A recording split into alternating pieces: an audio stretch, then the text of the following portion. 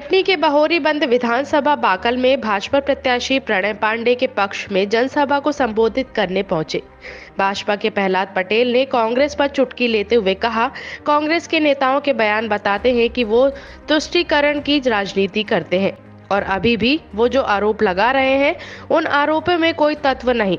कटाक्ष करते हुए कहा, कांग्रेस के लोगों पर निशाना साधते हुए कहा कि इस क्षेत्र में बहुत दिन बाद यहां आया हूं। यहाँ मैंने सामाजिक काम भी किया है। जहाँ मैं सामाजिक काम करता हूँ वहाँ वोट नहीं मांगता। तत्पश्चात विजय राघवगढ़ विधानसभा के ग्राम पंचायत हरैया में भाजपा के वरिष्ठ नेता प्रहलाद पटेल ने प्रत्याशी संजय पाठक के पक्ष में जनसभा को संबोधित किया। उसके बाद बड़वारा विधानसभा के दशरमन पहुंचे, जहां उन्होंने जनसभा को संबोधित किया, फिर जबलपुर के लिए प्रस्थान किया।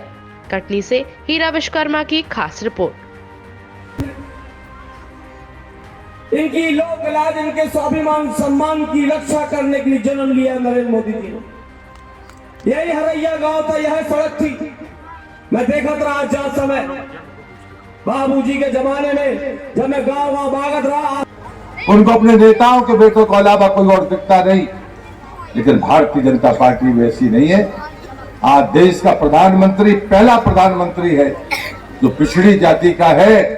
हमने कभी जाति में अंगड़ियों पिछड़ी नहीं कही, लेकिन देश के इतिहास में जितने प्रधानमंत्री हुए उसमें एक प्रधानमंत्री से पिछड़ा है, उसका नाम है नरेंद्र मोदी।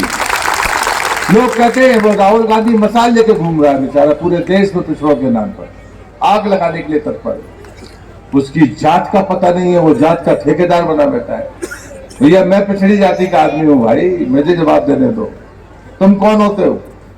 लेकिन मध्य प्रदेश में जहां चुनाव हो रहा है, 20 साल में 18.5 साल हमारी सरकार रही, हमने हैट्रिक बनाई।